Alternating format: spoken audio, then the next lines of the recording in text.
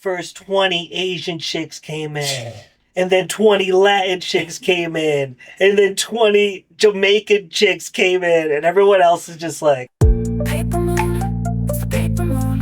Need some cool books, look no further than the paper moon. This is an unpaid advertisement. Paper, paper, paper moon.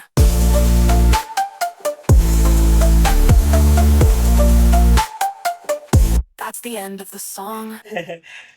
what's happening, everybody? My name's Joshua. I'm Eric. And this is Live from the Moon, where we chat with artists we love to find out why they're so cool. Hell yeah. Today, we're talking with Mundy.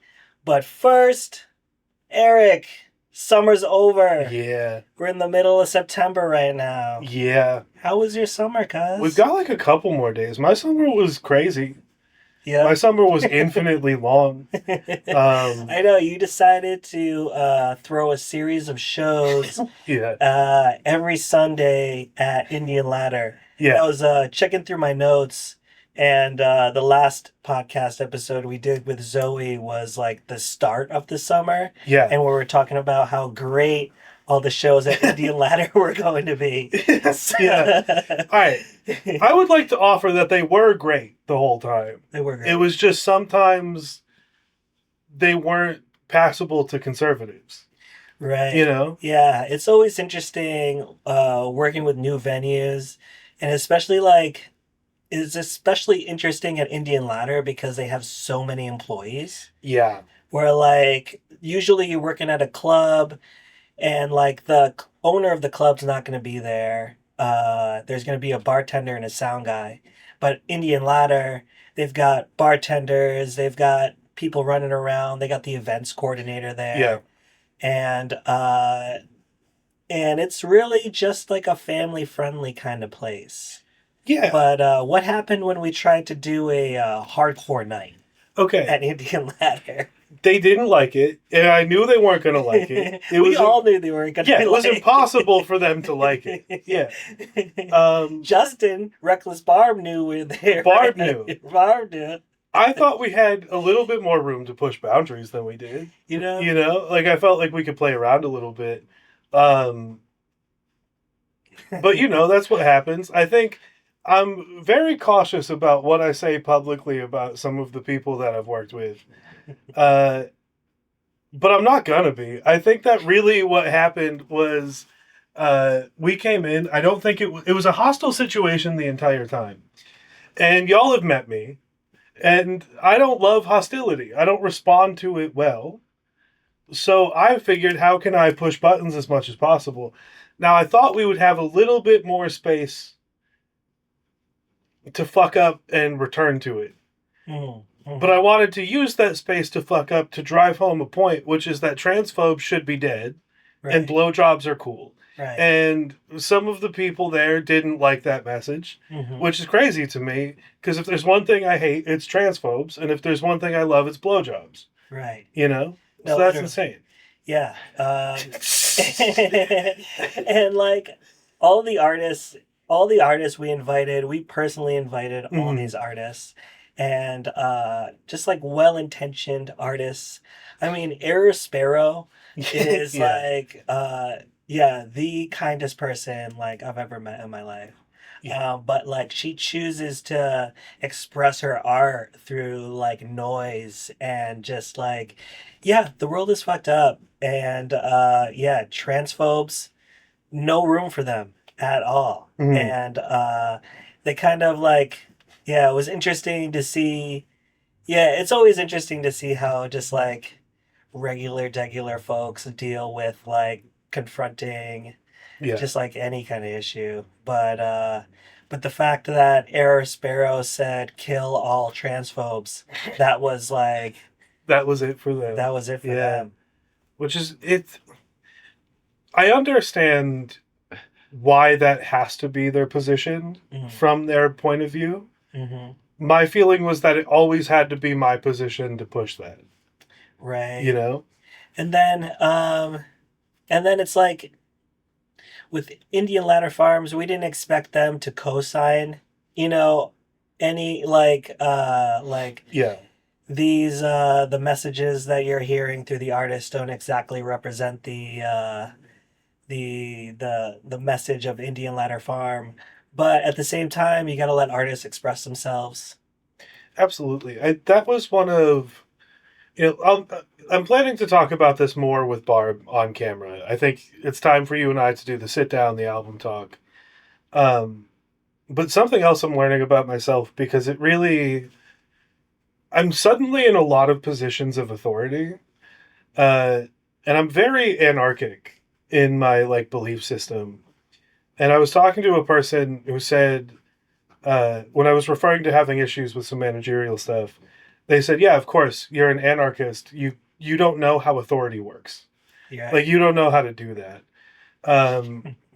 So for me, the idea of putting an artist on stage and telling them what they can and can't do is crazy. Yeah. You know, That goes against every single belief yeah, that we have in the world. yeah. I think everyone has that opportunity. Everyone, I think, knew the venue. Mm-hmm. I knew the venue. I do. There was some organizational stuff that could have been better boundarizing all of that to make it function. But I'm never gonna put Air Sparrow on a stage and say, "Hey, don't be yourself." No, yeah. You know? Especially because, yeah, we want to put artists on the stage that are fully 100% themselves. Yeah. And it's one of these things that, like, treat people the way you want to be treated. We're all artists. We all love expressing ourselves on stage. So, yeah, the artists we choose to put on stage are ones that express themselves 100%, and yeah, don't pull any punches. Yeah. No, absolutely not. Yeah, but yeah, those first few weeks were really fun. Yeah. And all the vendors. Shout out to all the vendors that came out, and yeah, it was like the extremes. We dealt with all the upstate New York extremes in weather. Sometimes it was blazing hot. Sometimes it was raining. I got fucking sun poisoning. It was like I woke up the next day and it was like I feel like I have a fucking fever. Yeah. And I walked outside and one of my neighbors was like, "Bro, you look way redder than normal." And he said, I didn't know white people did that." And I was like, "Okay, thank you, I guess." Like Right. I had to like go to a doctor and be like, "Yo, am I good?" Like, "Yeah, you're probably fine." Yeah. So yeah, we did that hardcore show, and kind of just like we all thought. The venue wasn't too happy about it. But then the surprising thing was that they canceled the rest of the events that we had scheduled. Yeah, immediately. That really wasn't, we weren't really expecting that, but we were prepared. Yeah. So yeah, in the new Paper Moon space, we hosted the hip hop party in the parking lot. Yeah. So Much yeah, better show. that was amazing. Much more relaxed environment Yeah. overall. No, Yeah. definitely. Um, that's just because Paper Moon is just owned by just like the chillest guy. Yeah. Yeah, the Paper Moon people are pretty cool. No, that was great. And that was also a good like I was wanting to try out what a stage in the parking lot would look like.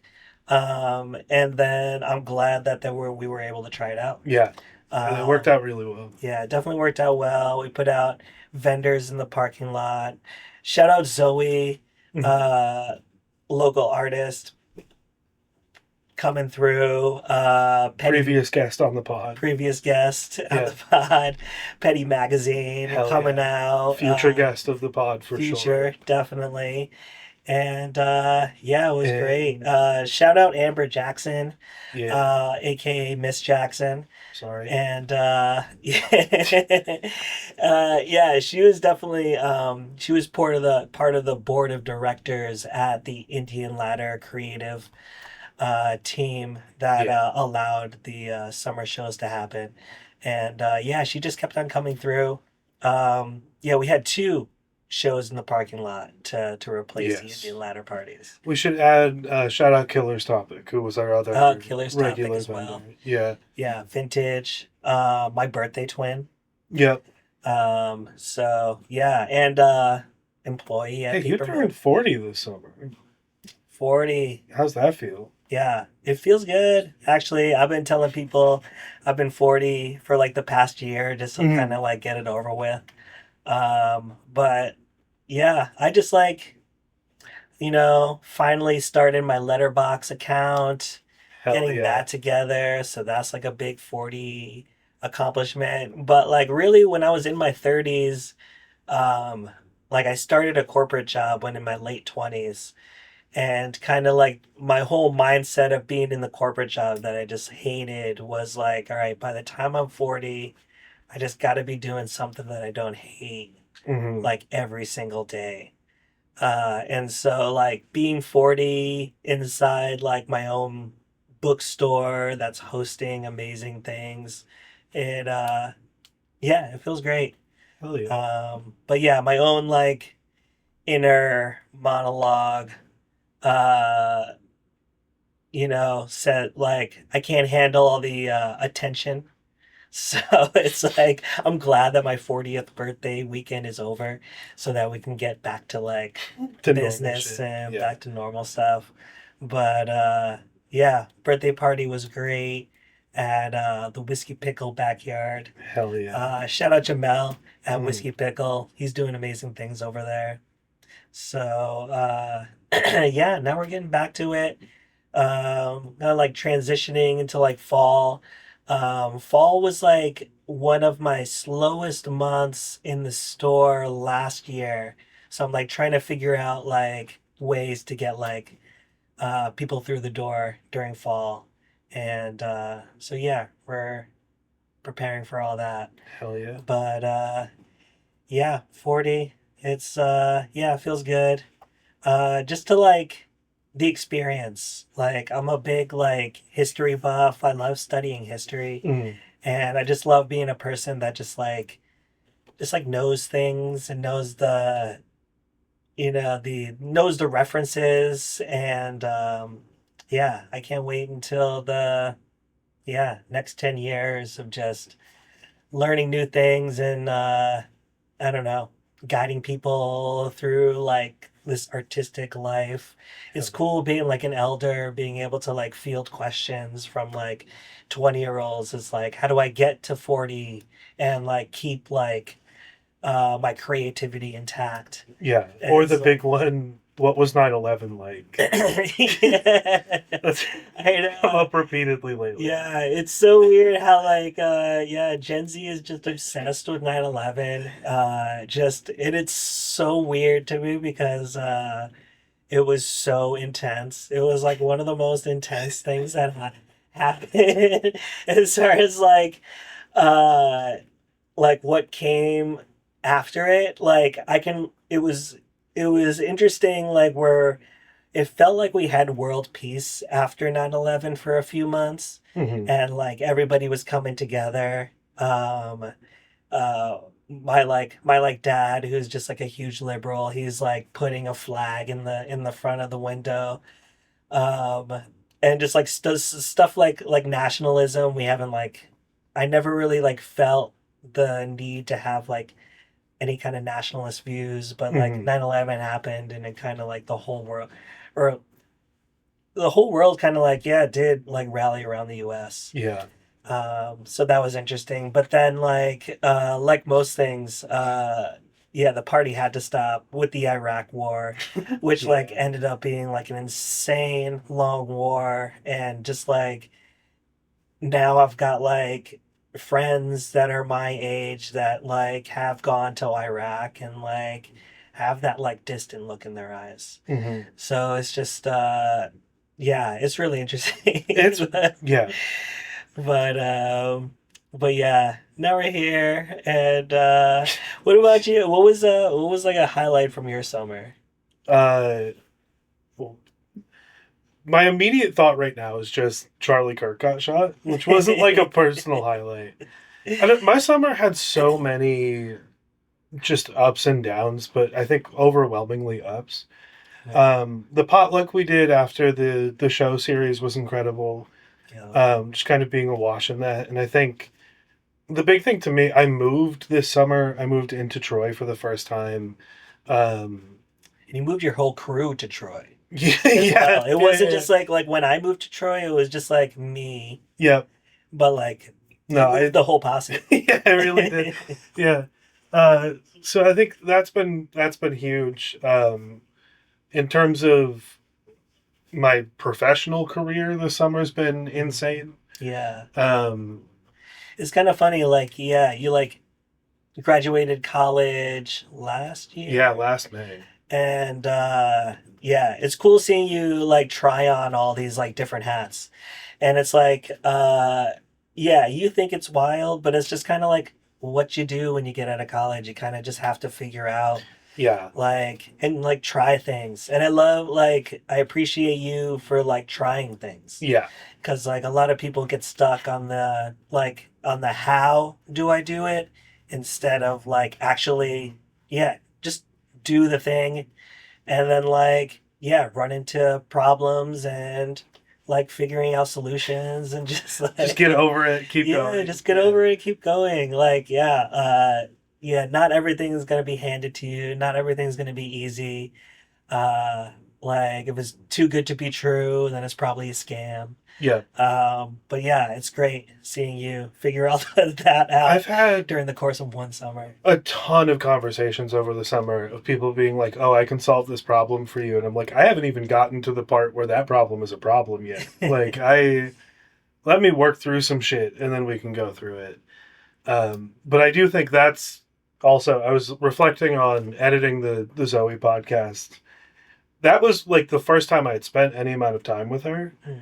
And over the course of the summer, it's gone from like, oh, here's this artist whose work I really admire to like, here's my friend who I play Fortnite with Right. and also happens to be an incredible artist, you know? Yeah, no, I love that. Just like the fact of like being an artist where like you can be friends with somebody you admire Yeah. artistically and then yeah, and then it's just you can just be friends with somebody that's just a really great artist. Yeah. And it's just like I kind of like that about like the artist economy of just like meeting people, like trying to get gigs, and then just like at the end of the day, you're just all in a room together and you're all just friends. Yeah. So Just yeah, chilling. just chilling like we're doing. Hell yeah. Cool. So yeah, we're gonna bring up our first guest, Mundy. They've got a new album out, and yeah, I'm hyped to hear all these questions you have for Mundy. Hell yeah. So yeah, we'll be right back. Are you tired of the same old dusty paperbacks? Then zip on down to Paper Moon Bookstore, where every shelf is an adventure. Located at 42 4th Street in downtown Troy, Paper Moon's got spine-tingling horror from Clash Books, globe-trotting tales from Archipelago, eye-popping art books from P.S. Hudson, and so much more. Are magazines your thing? They've got the latest from Vogue, Harper's Bazaar, Essence, Rolling Stone, Aperture, Paris Review, The Drift, and more, hot off the press. Don't settle for the ordinary. Step into the extraordinary at Paper Moon Bookstore. That's 42 4th Street, downtown Troy. See you there. Yeah. What's up? What's poppin' Monday? You know, another day. Big dog. Thursday. Hell yeah. Hell yeah. Almost Friday. Oh, God. Albums out. Indubitably. Things I've heard. How long has that been cooking? Like 2-ish years. I think like 2023. Were you working on it as, like, at what point did it become clear to you that it was an album and that it was an album about the things it's about? Actually, for the first time in any album, I think it was actually from the jump. Mm-hmm. I made like one song that had the chorus was just like I was just saying the things I've heard, and I was like, oh, that actually kind of sounds cool, and it'd be kind of like a cool concept for an album. Mm-hmm. But that song didn't have like anything else to actually like do with the actual album. It was just more like a keystone of what led creatively afterwards. So like I made this one song, and then that's where I came up with the phrase "things I've heard," and then after that, like everything after that was kind of like I had ideas of key points I wanted to talk about. Mm-hmm. I had like a sound in my head of like what I wanted it to sound like. Mm. It was just a matter of like filling in those gaps. What does the concept Things I've Heard mean to you? Basically, the things I've heard, like it's just like a weird culmination of everything that I've heard around me Mm. for like my whole life. I think like a lot of my music before this was very it was always very personal, but it was more personal in like a present. Like every song was like me actively dealing with something. Mm. So like a lot of songs, like that's something. I made that song respond to something that happened last week or something. Mm. This is kind of like I was deep diving into family trauma and like other things, but then also good like reflect. It was a big reflection of everything of like 26 years of living, basically. Yeah. Where I kind of like sat back and I was like, well, I think it'd be a good time to like put that into a musical form in an album. Walking backwards a bit, you're so first of all, you're doing production on this album as well, yeah? Yeah, yeah. Were you rapping first, producing first, or doing both right away? I was rapping first. I knew he was gonna ask something about this because today I was like, if you're gonna ask me, what am I gonna say? Because I remember I was in middle school and I recorded a voicemail with me freestyling. And I was like, oh, this shit trash, and I never wanted to rap again. And I was like, nope, that's not gonna happen. And then I was in rehab and I started writing raps. I was like, they're like, oh, you need a coping skill. So I was like, okay, I'll do a coping skill. And I started rapping like just off like the dude had like YouTube beats he downloaded. So I was just like writing stuff. And then when I got out of boarding school and rehab, I was writing mostly. And my homie who I lived with, Zach, he had an SP and he was making beats on the SP and he was making beats like a lot more than I was at the time. And then he stopped making beats. So then I just started actually like out of a necessity started making beats because I was like, I don't know why. I just feel like I had a knack of always wanting to do stuff, like every portion of it. So I was like, started making beats, and I actually started loving making beats more than rapping. So I kind of ended up just like making beats until my beats sounded cool enough to start rapping on. Yeah. So it was like in tandem with each other. But technically speaking, I was rapping first. I had a similar moment, if I can interject a little bit, with because you have a rap career. Yeah. Allegedly. Allegedly. I haven't heard nothing of said rap career. I'll show you some stuff after, but it was. That's another point I think you and I are going to relate on. I do have a book on the shelf that came out this year. Okay. And I was recently reminded that I have to keep telling people that. I can't just like put it out and be done.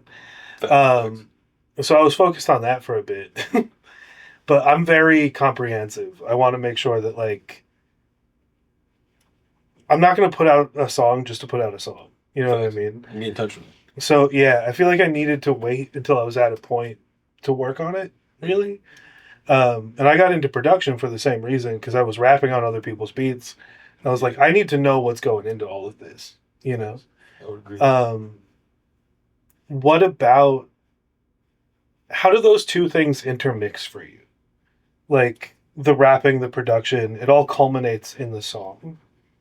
I just think there's a different like synergy between a rapper that produces and then a rapper that's like rapping over their own production. There's a different like synergy instead of like, I don't know how to describe it, if it's better or worse, but like it's completely turned into like my whole like creative process. Like it's like I only really rap over some people's beats, and it's more of like I gotta know them on like a character basis. But I think that's almost why it was easier for me to start rapping on my own production, because I know me. But then also like it's like you witness the idea all the way through. Right. So I feel like you being the only one that has kind of heard something makes you rap over it differently. I don't know. I mean, I think like the whole thing is like that's like the backbone of my creativity is like doing it from the start.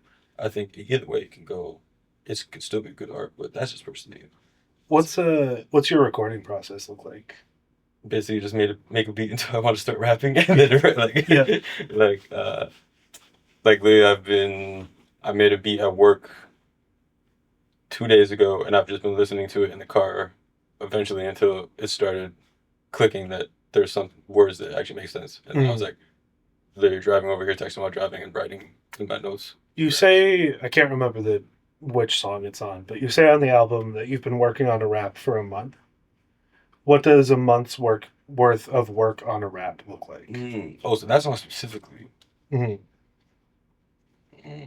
I said a month. I think it was really, like, I had one beat idea that brought me to that topic.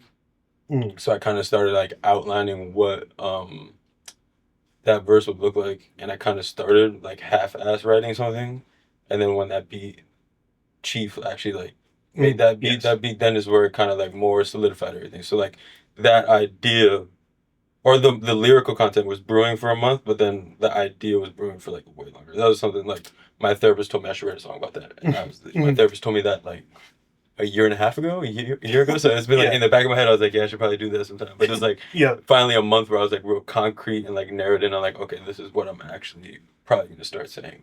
Yeah. So that's what I meant by that.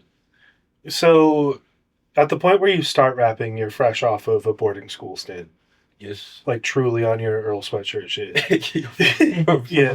For real. That's Yeah. how long ago in life? I was that was 16, no, 17, 18. And then you start work on this album. You're 24. Yeah. Yeah. What's different about your life circumstances around the germination of this album versus when you had just started out? Oh, everything. I mean, like, everything. I mean, I was Yeah. like 18 years old, like not like aware that I didn't know shit, Mhm. but aware of the fact that I didn't know shit, and there was a lot of things to be like introduced to and learn and fuck up and like all that. So I think there was like a naiveness to when I was 18, 19. Mhm. And now there's more. Everything is just not streamlined, but it's just like I'm more focused when it comes to my artwork. There's a lot more things. I have a lot more set expectations. Like my filter of what I perceive as good is a lot smaller now. So like Mhm. if I had the idea of making this album when I was 18, it probably would have been like a 30 song album. So shit. It would have been really hard for me to narrow down into like what, like 14 songs, 17 songs. So like it's just like literally the only difference is like experience and like being able to like navigate life authentically, but then also just like I didn't make the same beats. I couldn't make any of these beats that I made at 18. Like no way in hell. I couldn't rap like how I was Yeah. 18. Like I was good at all those things that I perceived at 18, but Mhm. nowhere as good as this. So I guess one of my gratitudes over the summer is we kind of had this interview lined up mhm. months ago. When the only real work I'd heard from you and Shiloh was Concrete Rose Theory. Facts. And I think this, even from there, is such an evolution for you musically. Nah, I would agree.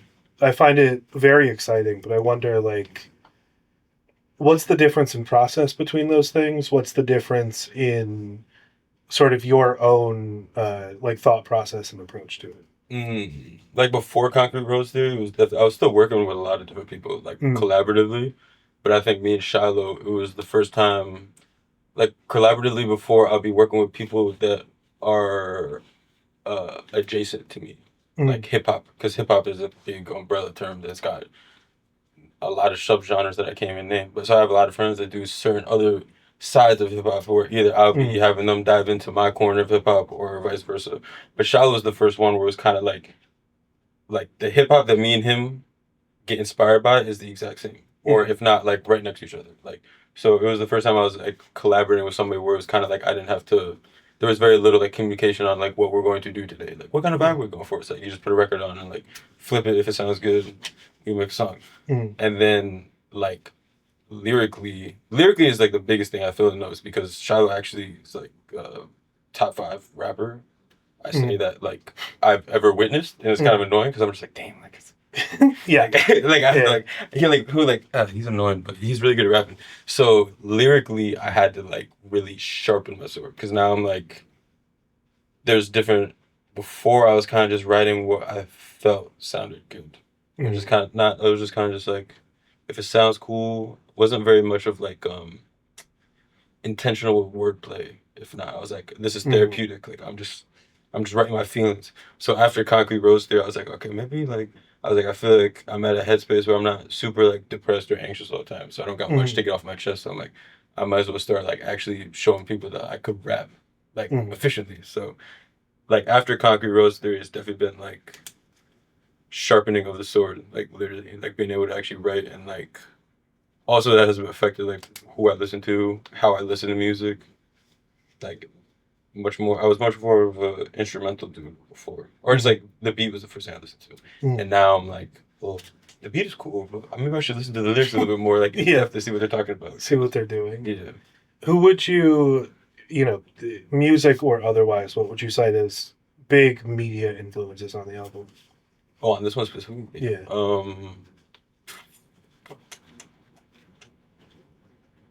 Yeah, it was like Alice Coltrane and Sun Ra were like the two like soundscape instrumentals that were kind of like how their music made me feel is how I wanted that album to be perceived.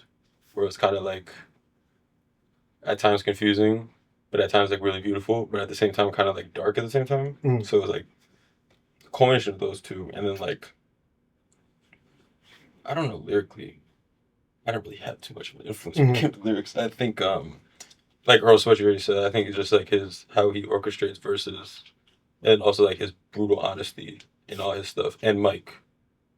Those two, like lyrically, and it's all about how like someone's music makes me feel, and I'm like, oh, I want to make something that makes me feel exactly how that song just made me feel.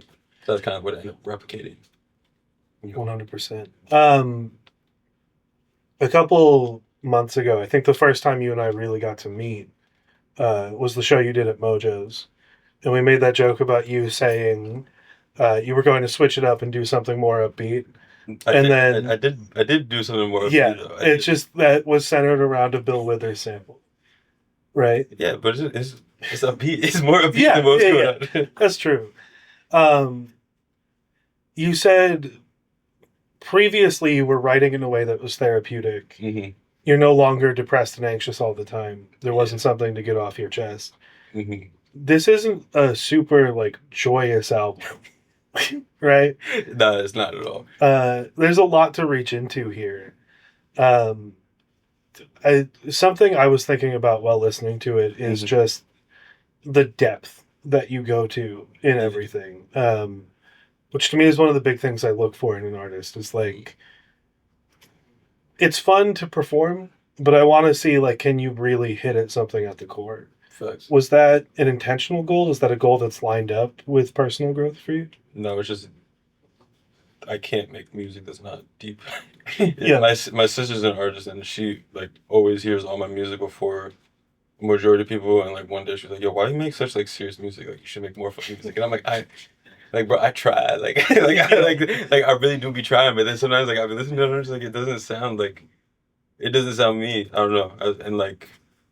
Yeah, I'd be trying to make stuff that's like fun or serious, but I don't know. I think maybe I got maybe a couple more years, but then I'll start making fun music. Because I perceive this album, the only way I was able to go this deep into this album was because of where I'm at currently. Like I was able to, like the state of mind I'm in right now is the only reason why I was able to actually dive deep into those like topics. Because that's not something I could have done like actively while going through those emotions. Are you a reader? Not enough, but yeah. Yeah. So much of this album is centered around interview clips with Alex Haley. How did that come to be? We was on tour shopping in record shopping in the city, and Shiloh picked out the Alex Haley, the roots, like it's not an interview, but him just like basically storytelling his experience of how he came up with the book and all that. And he was gonna get it, but he decided not to get it, and I got it because I was like, this shit sounds cool. And I always like going record shopping and finding random like interview things like. You had the blanking the comedian, bro. Richard Pryor. You had the Richard Pryor record. Like I have like 4 or 5 Richard Pryor records that are just like because they're just random cool like little things to put in records. But so I kind of just got that, not really with anything like that much of like knowledge behind him or the Roots or like any, like I have like the soundtrack to the Roots by Quincy Jones, but that's the only thing. And then literally like I started listening to it and I was like, oh, this is actually fire. Because I love doing albums that have some sort of like story going on that's independent of what I'm talking about, but like thematically the same. So like that was him talking about his discovery of his family ancestry basically. And this album is me basically diving into my family ancestry and like other things about how me going through that, how to process certain things. So that was really cool. And then also both me and him have the same birthday. So that was like an interesting. August 11th. Yep. That was one of the next questions I had. I think I knew that it was your birthday, but I always want to double check. Yep. I was going through. Did you know it's also the day the LA race riots started? No, I did not. Yeah. I did not know. I know it's the day hip hop was. Yeah. First hip hop party. Or Yeah. something. So that's always. I always love that about dates. I'm looking at Josh and his old ass history buffness. He got more facts for us. August 11th. He might also note that it was the day the treaty between the U.S. and Vietnam was declared. Huh. Yeah. I was gonna say that. Yeah. Damn, that's mad, right? And also the Weimar Revolution in Germany. So it's also the day Nazis started. But Jesus. a lot happened on August 11th. God damn. So you'd heard the soundtrack. Had you read or watched Roots prior to the Christian Only video? the soundtrack. Yeah. I haven't watched it or read the book. No. Still no. Still no. Well, because I didn't know how to interpret it because I was doing research on it, and Alex Haley got sued for plagiarism. Yeah, he did. So there's some things he put. I don't know. So I was like, I was gonna do it, and then I was like, maybe in due time when it happens, I'll read it. But Go ahead. no, I was gonna say only the interview. What does ancestry mean to you? Why is it important? Why is it something to write an album about for you? Well, I mean, so like Josh is really into history. I'm also really into history. So I like being able to know where you come from. Like I think that's like very pivotal to me. Pivotal, you know what I'm saying? I grew up with family being in the forefront and like oriented like to be around family, so I'm close with my family members. And there's always just like it's funny little lore you figure out about your family, and then there's certain things you don't really understand until you get older. But then also like when you're trying to better yourself mentally, a lot of things come from your family. So it was like it came hand in hand of like being close to my family, but then also like certain things, how I react to my environment, other things is like mostly due to how I grew up, which is my family. So and then also I mean there's just pride that comes from like the last song is sampled in my grandma's record that I didn't know it existed until like last year, 2 years. And that's like there's so many little things to just take pride from. And I think like being able to know the great things your family did before you, so you can move accordingly, know who you is, all that. Because sometimes people be walking around not knowing like who's behind them. Like it's a shame, but it is what it is. So how did you discover your grandmother's record? One of my uncles on my dad's side said something about how my grandma wrote the Hokey Pokey. Like their group wrote the Hokey Pokey, and I was like, "There's no way." I was like, "There's That's no crazy. way." I was like, "There's no way." I still cannot confirm nor deny that. But then like, he knew the name of them, the Seidels, and it was kind of something I searched like on YouTube and Spotify, trying to just find like a Seidel song. And I couldn't find anything, and then eventually, for some reason, I was like, "Yo, I'm just gonna go on Discog." Yeah. Discog, big. You will find anything on Discog. Yeah. And literally, like, there was the one single that they had produced was there, so I ordered it, and it literally had the Hokey Pokey on one side, and then In the Night on the other side. That's awesome. I was like, yo, so I still don't know if they actually wrote the Hokey Pokey, but they have a version of the Hokey Pokey, which is funny. So it was my uncle who was responsible for, like, that lore at first, and then I was kind of, because I remember I found it out, and I was like, told my aunt, told my dad, I played the songs for my dad, because that's like his mom, so it was all very cool. Your sister did the album art, yeah? Oh, God. Was that a collaboration between you two? Was it a piece of hers that you used? It was an idea that I brought to her. She was literally already on the same wavelength of doing family-related art. So she was doing this kind of like, I don't know how to describe it, like stencil version of family photos. So she has a bunch of other things that are like, she does that same type of style that the album artwork is in with just other family photos. And I was like, I want you to do this photo. I was like, I feel like this would be really cool because when I made that first song in 2023, I also just made like a random artwork, album artwork. There was just like a rough idea, kind of like, I was like, I know it's not going to like look how I wanted to, but I wanted to remember this idea. And it was really like, I did some manipulation with that family photo. So that was like an idea I brought to her that she was already on the tip of like literally she was already showing me a bunch of different artwork that was based off like Yeah. ironically like the same exact we both me and her were on the same tone about like going back into our family genealogy for some weird reason. Was that, are you too close? Like, did that develop in Oh, conversation? yeah. I mean, she's my only sibling, and she's younger, so we're kind of, you have the sibling relationship, so you hate each other, but then you also love each other at the same time. But it definitely, like, our relationship, once we both kind of matured and got outside the house, and now we're both like artists in our own, in like our own right. So like, it's super fun being able to like just be like, yo, I need artwork. Just text her and be like, yo, I need artwork. Like, so it makes it so much easier. But then also like this one album specifically, like it was like it makes so much more sense to have my sister do the artwork than like anybody else. Like she knows 75% of everything I'm talking about. So And it creates a more thorough connection for you. All those circles get drawn. How do braids as a concept relate to that I just use theme of ancestry? A lot of braids. Yeah. That we can't say that. Fuck it.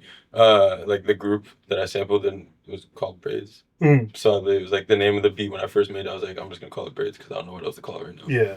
So I was like cornrows when I was younger. I was gonna say, do you think that the name sticks because of? I think there's a theme here of family ancestry as well as a sort of social ancestry, right? That to me is where Alex Haley becomes so prescient. I assume that you know Alex Haley is also the author of the autobiography of Malcolm X. Yes. To me, we see braids in media often represent like a coming into blackness. I'm wondering if that's an element at play here. I mean, you know, that's why I love music, because you're reading into it deeper than I am. Hell yeah. Like, I definitely, like, hair for me is, like, I just cut my locks, like, a month and a half ago, and I was very, like, it felt very, like, I felt naked as hell. Like, very naked. And it's, like, the first time I've had short hair in, like, 10 years or something. So hair has been very important to me since, like, I was able to kind of do my own thing with my hair, because I always had the short buzz cut for like mad long until like I was like I think like cornrows were the first things I got. So I guess there is some significance because it was kind of like, and I mean also just like as a black person, hair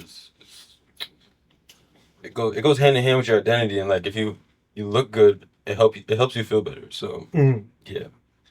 Your connections is definitely way more in depth than I told you I'm fucking thinking about it. Nah, yeah, I'm glad because yeah, like. My therapist does the same thing, because this is honestly what we do for therapy is she'll listen to my music and then break things, and she'll be talking, and I'm just like, that's not at all what I interpreted, but like, cool. Like, if you vibe with that, like, yeah, you're not wrong.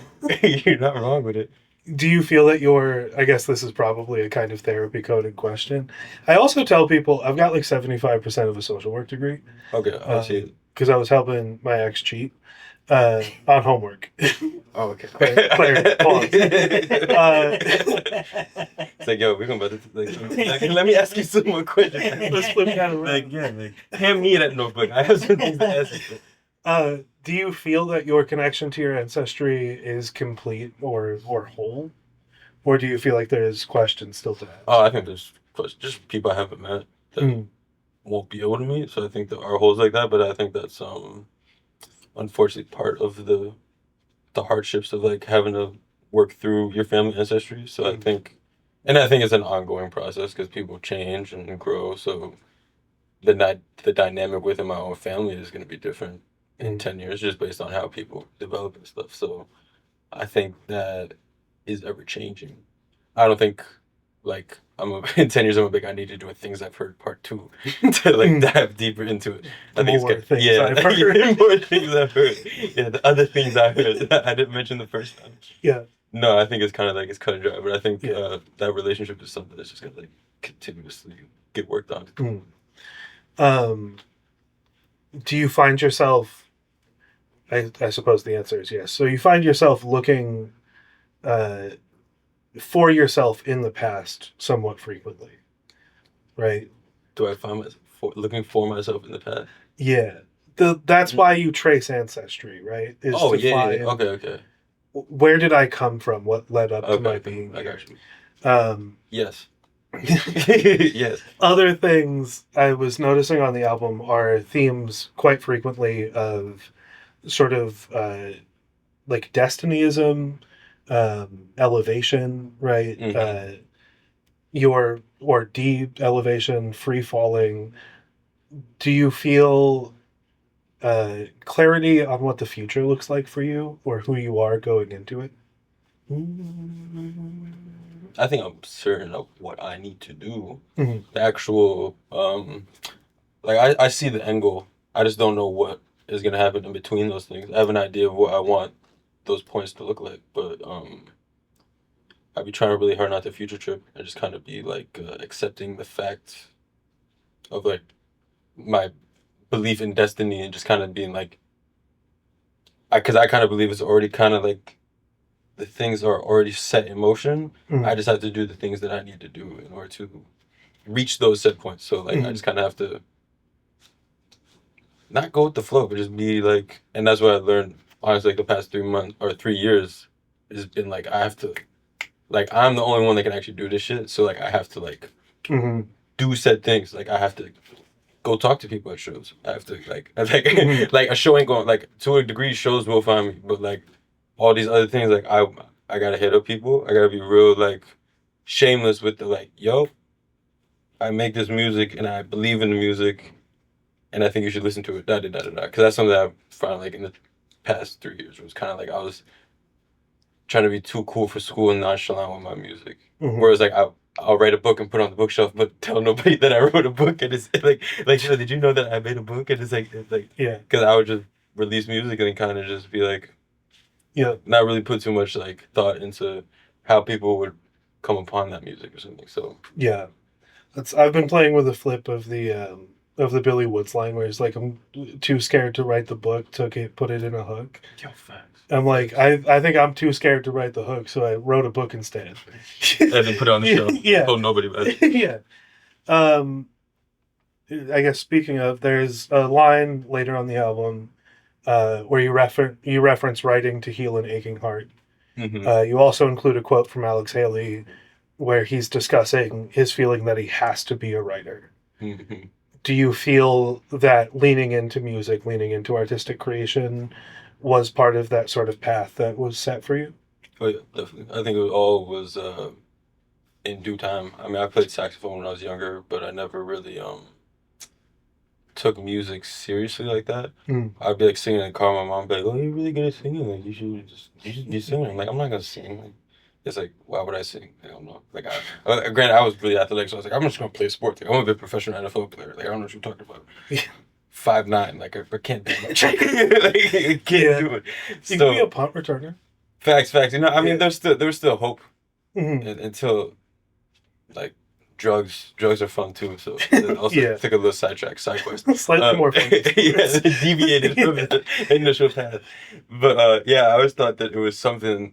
Music was something that would be like the neon sign in Mhm. my life as I drive past it, but I never really like read it fully until like I was in rehab, where I was like, because it's funny, I don't really remember intentionally being like, and now I'm gonna start writing raps and I'm gonna be a rapper. Like, Yeah. it was really just kind of like 3 years later. I'm like, damn, I really fuck with this shit. Yeah. And like, I was like, everything was supernatural, which makes me believe even more in the fact that like it was what I was meant to do, because I wasn't like, it wasn't anything. I was like, yep, this is it. This is what I'm about to do now for the rest of my life. Hell yeah. We've got 3 final questions that I think are all related That's to it. that. All right. Yeah. Shit. What's God mean to you? What's God mean to me? Damn. He's all over this album. Yeah, God is all over the place.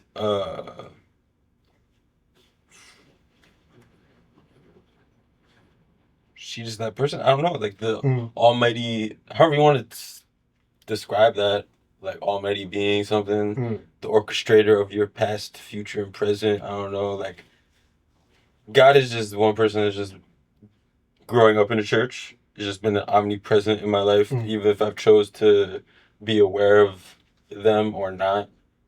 So it's been, I was just person I console with. You can't give me God as a Woman right now. We're gonna have to talk about femininity on the album, and we'll be here for another hour. Oh, I mean, that's just my own experience. I feel like God might be interpreted as a woman or a non-gender identifying individual. 'Cause I don't know how I feel about God as being like a dude. I'm not sure. Shout out to men and stuff. This will lean on the question that I was going to end with, but where in the album you work with and or discuss women, I think you tend to do it in a way that I know from my background is in alignment with a lot of sort of African traditionalism that places women as the most high because they are the caretaker. We see this in a ton of media, most recently in Sinners. So that aligns with God as a Woman to me. That makes sense. I also wanted to ask you two-part question, I guess. One, do you play Wordle? Yo, I did for a little bit. Yeah. Yeah, I got stuck in a level. And What does griot mean to you? So it's like the storyteller, like the person that is like the non-written stories they could pass down time to time. So that's what that and I got that literally from the Alex Haley interview. He was talking about griots, and I was like, because that song originally was called Myself, and that was just also like the name of the record or something. The song was Myself, so it was another one of those lazy like I'm just gonna name it myself, and I never came back to it. But then I heard it and I was like, that makes sense because that whole song is very I feel like that song is very like that's griots and then For You are like the two like ethos songs on the album where it's like I feel like the things I've heard when it comes to like the things I've heard around my friends, that's what griots is, and the things I've heard around my family is For You. So yeah, that makes sense. Answer your question, but no, it does. Do you relate to that label? I think I end up relating to that label just based off my occupation. Yeah. But I think give me like a year, I think I'll probably fully like embrace the idea of like being like someone who shares experiences and wisdom and knowledge, pass it down to people around me, like my lineage and all that jazz.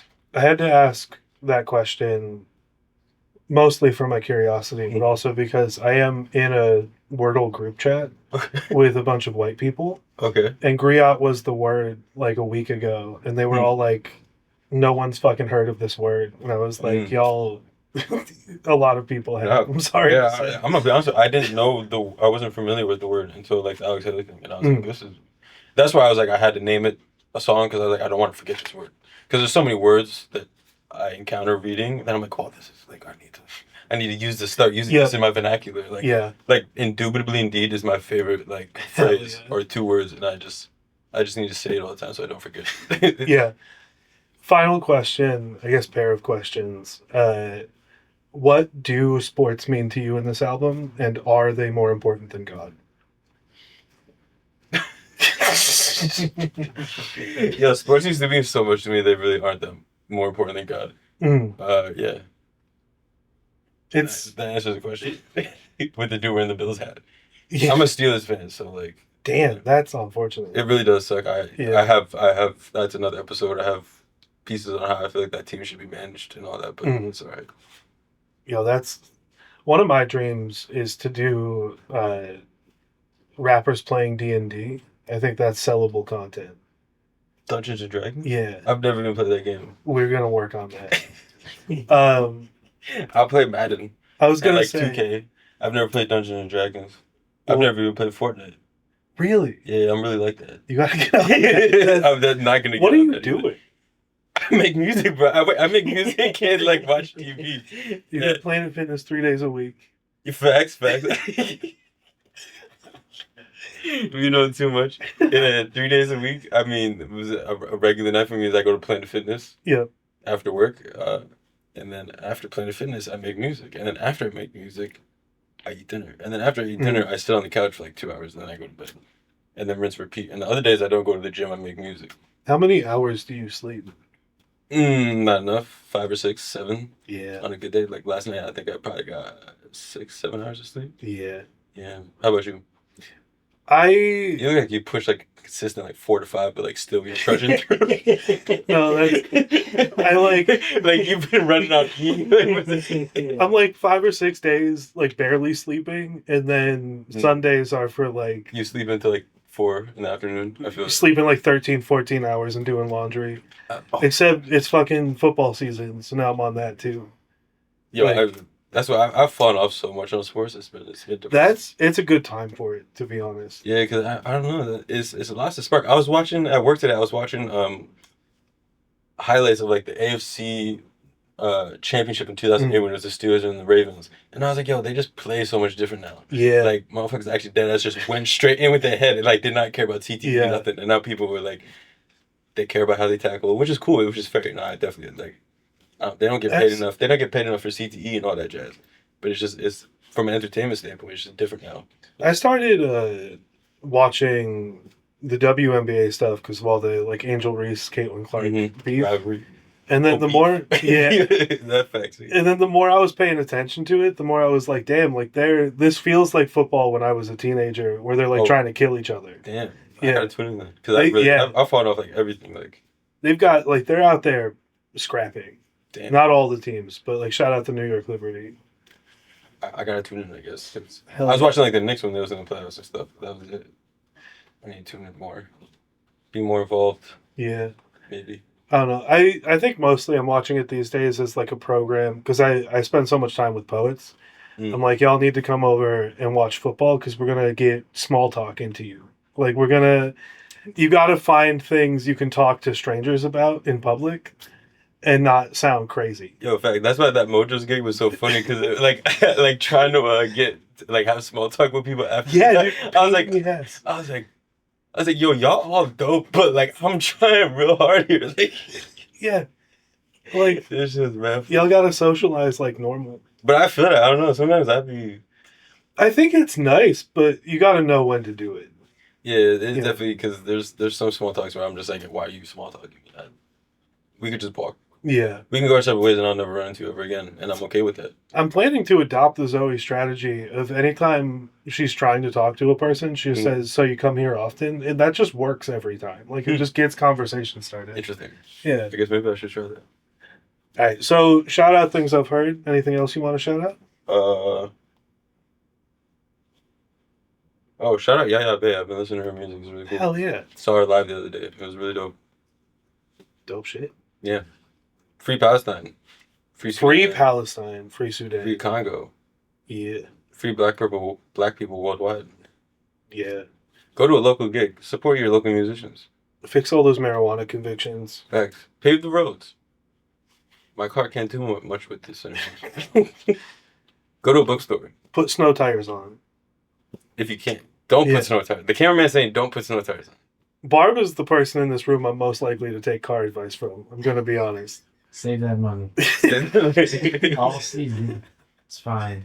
Facts. All season is the new way of how to be. Word. That's all I have to say, yes. Yeah. All right. Thank you. Thank you. Yeah. Hold the phone, book lovers. It's a double whammy from Hell Yeah Lit Publishing as they celebrate their very first year. First up, it's Mid-20s by Eric Turner. 120 pages of raw, emotional, angsty brilliance straight from the heart. And don't miss Paper Moon Magazine Issue 4, a dazzling collection of poetry, prose, and art from over 20 local artists. Snag them both today at hellyeahlit.com. That's HELLYEAHLIT.com. And get your hands on some bold, fresh, and unforgettable. Could one of y'all bring me home? Yes. My car's in the shop. Absolutely. Thank you. Yeah. So yeah. And we're live. I forgot about that until right now. No, we have to keep that in. I think I love the idea that it's like me doing this very academic style interview with Mundy and then cut to me being like, by the way. I need to ride home. Yeah. I waited until this moment for that reason. So yeah, welcome back to the podcast. That was a great interview. Yeah, it was. Monday, you killed it. Everyone you. go check out Mundy's new album. For real. But yeah, something that came up during the interview. I don't know if you've been an artist long enough to have like I need to write a happy song, or now Mhm. like do you have like purposeful um like writing right now, or you just like let it rip from the dome? I think when I was younger, I was very purposeful. Like it was like, um, I don't know. I'm all about like the crowd control element of art, like making an emotion come out of someone. Hmm. Um, and certainly when I was at Albany and performing poetry every week, it was like, all right, let's not do come this time. Now, now I think for me, I've kind of gone through the opposite, where I will put a pause on a project if I think that I'm starting to mold it before an editing phase. Hmm. Because I want to make the art and then let it be whatever it wants to be. And then once it's done, I'll go like, okay, maybe this is like, maybe this is a poem for like the New York Times and I have to take out all the fucks or something. But I want to make it first. Right on. So then, what about like the headspace? Do you need to be in like in a certain headspace to like write certain things, like certain genres? I think a little bit. The I don't know. I'm tough with that because I think all written word is the same. Hmm. Um, I'm not exercising any different like literary muscle between writing a rap song, writing a poem, writing prose. Um, but I think I always need content. So I tell people always, um, if you're writing answers, I notice this a lot with like fiction writers, where they think about a problem and then they're like, I know the answer, and if I make up a world where my answer is correct, then it's perfect. And I read a lot of fiction where I'm like, damn, you really wanted to tell me what you thought, Yeah. right? Shut up and write a manifesto. Like, I don't need your fucking bullshit fantasy novel about original sin being real. Like, it sucks. I don't like it. I tell people always, like, build to a question. Sit down and go, like, what's on my mind right now? I do think I need an element. I'm a romantic. I need an element of, like, yearning. But that feels morally wrong sometimes. Yeah, I usually like write towards like a gig, Mm. towards like the goal. Like yeah, I create the question beforehand. Mm. But then yeah, usually I write my like happiest melodies when I'm in like a depressive state, Yeah. where like I feel like shit now, but like kind of I want to make something for like a good mood like down the line. So that's kind of how I write. But then also I like minor chords. Mm-hmm. It's like the typical like it's like minor chords sound darker and more gothic. So it's like, yeah, if I'm sitting down to a keyboard, I'm hitting like minor chords all the time. And I just like really have to like think hard about like writing something just like joyous or like Yeah. in like a major key. For some of the stuff we're working on right now, Rue sent me a beat that was in F major, and I like immediately DM'd back and was like, "Who the fuck do you think I am?" Like, I'm not. I think that also informs kind of the style that I approach things with. Is I'm never gonna make happy sounds come out of this. You know what I mean? Right. Like what would that even look like? Yeah, and it's hard to rap happy if you're not like a very particular voice. Yeah. You know? But I mean, yeah, it's kind of yeah, most pop hits are happy. Yeah. Like the Pharrell song Happy. Yeah, and let the Grammy winners do those. Yeah. And I'll be over here doing the literary shit. So I also like if I work on music long enough, it'll occur to me that I should try and sing. Which is at this point I think I can do it. I just never feel honest about it. I wanted to say that earlier. I think you need to sing a little bit to be happy. Have Yeah. you done much lyric writing? No, that's like why I work mostly in teams. I worked with Wavy Mm. for like 5 years straight. Um, just because I could sit down and it was always like I would be the most happy with like the second or third beat. The first beat I would create for Wavy would be just to like, we're only a little bit way through like the bottle of tequila we got for the session, and we're just like kind of like working out the Mm. kinks.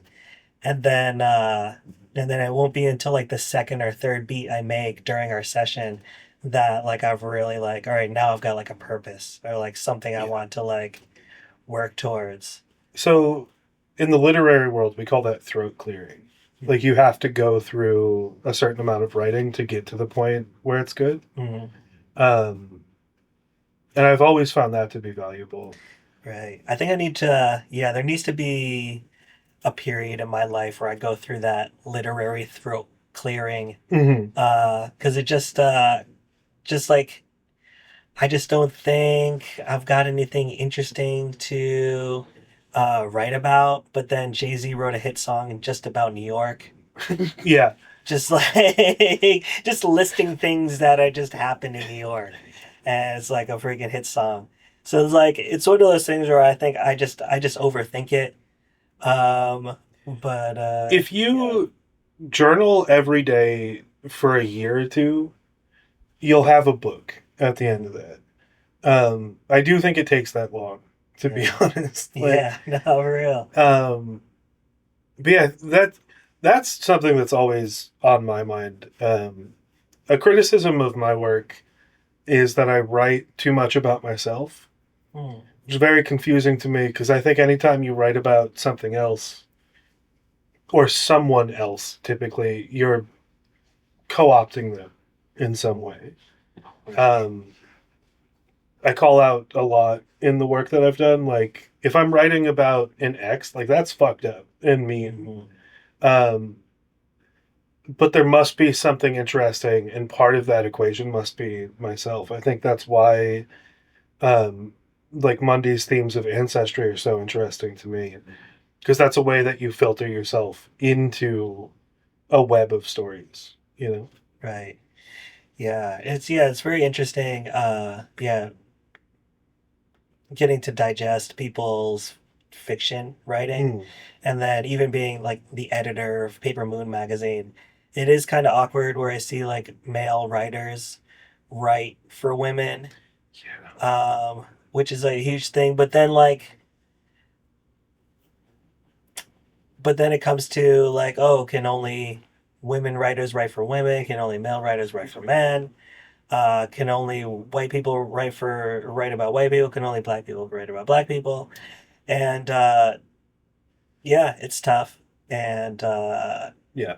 it's like, can like a depressed introvert like myself write a happy, like extroverted, like dance pop album? Mm.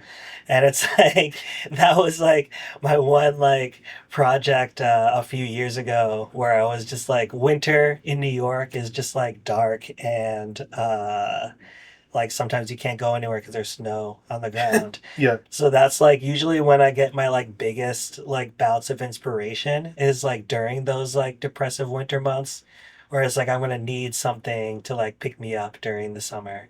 So like that's like where I do a lot of the writing. Yeah. Well, don't you think, like, to me, great art comes from those tensions? Mm. Like, I really fucking hate listening to a person. I'm like, damn, I can tell there's no conflict in you, you know?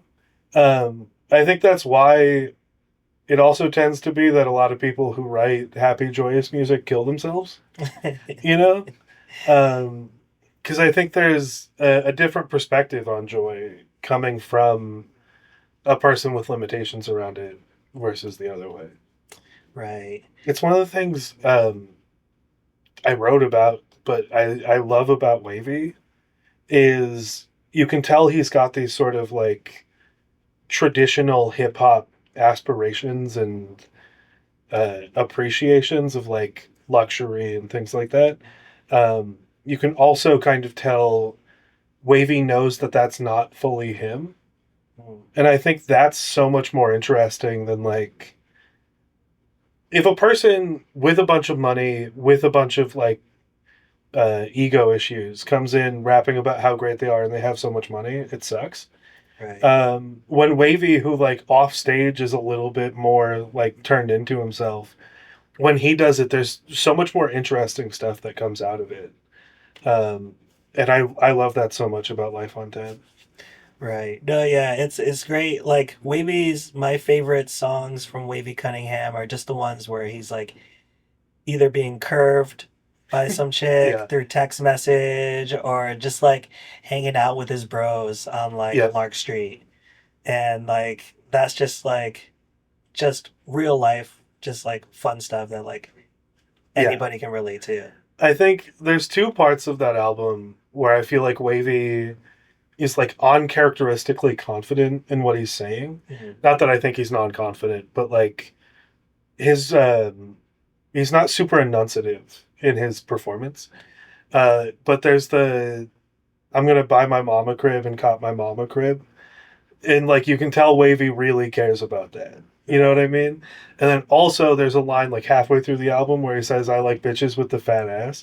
And it's just like so much more like you can tell that one he was like, no, this is really true to my core being. Like I gotta drop this one Right. in the middle of it all.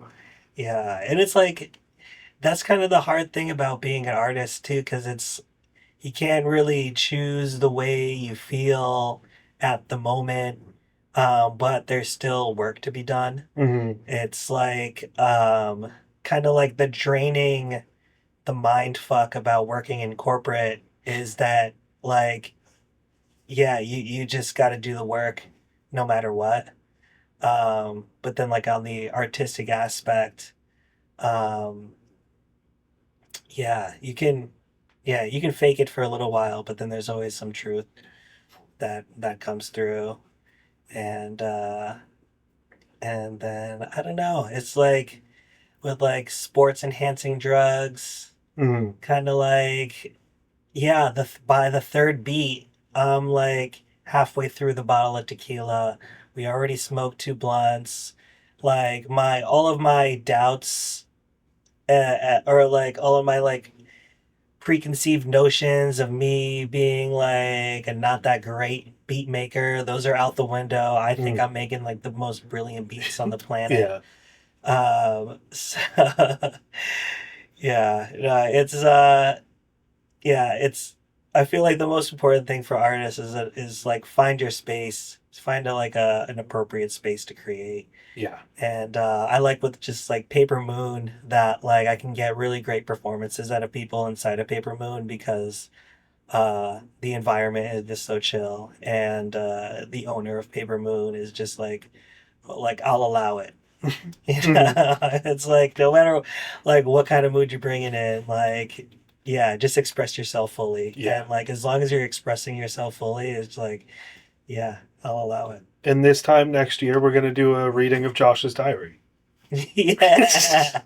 I forget when I started one. I was like, the last time I went to California, I started a diary.